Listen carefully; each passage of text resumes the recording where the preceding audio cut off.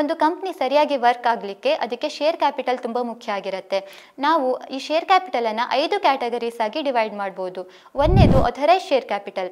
Authorise share capital ಅಂದರೆ ಒಂದು company maximum ಎಷ್ಟು ಅಮೌಂಟ್ ತನಕ ಫಂಡನ್ನು ರೇಸ್ ಮಾಡ್ಬೋದು ಅನ್ನೋದು ಈ ಅಥರೈಸ್ ಶೇರ್ ಕ್ಯಾಪಿಟಲ್ ಹೇಳುತ್ತೆ. ಇದನ್ನು ಮೆಮೊರಾಂಡಮ್ ಆಫ್ ಅಸೋಸಿಯೇಷನಲ್ಲಿ ಕೊಡಲಾಗಿರುತ್ತೆ. ಎರಡನೇದು ಇಶ್ಯೂಡ್ ಶೇರ್ ಕ್ಯಾಪಿಟಲ್. ಒಂದು ಕಂಪ್ನಿ ಅದಕ್ಕೆ ಅಥರೈಸ್ ಮಾಡಿರುವಂಥ ಅಷ್ಟು ಅಮೌಂಟನ್ನು ಒಂದೇ ಸಲ ರೇಸ್ ಮಾಡಲಿಕ್ಕಿಲ್ಲ. ಅದು ಎಷ್ಟು ಶೇರ್ಸ್ಗಳನ್ನು ಇಶ್ಯೂ ಮಾಡಿ ಅದು ಇಶ್ಯೂ ಮಾಡುತ್ತೋ ಅದಕ್ಕೆ ಇಶ್ಯೂಡ್ ಶೇರ್ ಕ್ಯಾಪಿಟಲ್ ಅಂತ ಕರೀತಾರೆ. ಮೂರನೇದು subscribe share capital. Subscribe share capital ಅಂದರೆ ಈ ಇಶ್ಯೂ ಮಾಡಲಾಗಿರುವಂಥ ಎಲ್ಲ ಶೇರ್ಸ್ಗಳನ್ನು ಪಬ್ಲಿಕ್ ಅಥವಾ ಜನರು ಒಂದೇ ಸಲ ತಗೊಳ್ಳಿಕ್ಕಿಲ್ಲ.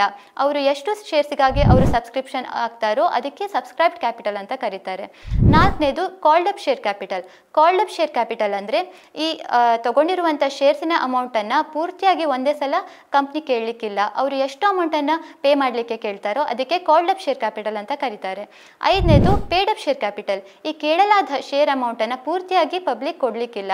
ಅವರು ಎಷ್ಟು ಅಮೌಂಟನ್ನು ಕೊಡ್ತಾರೋ ಅದು ಪೇಡ್ ಅಪ್ ಶೇರ್ ಕ್ಯಾಪಿಟಲ್ ಆಗಿರುತ್ತೆ.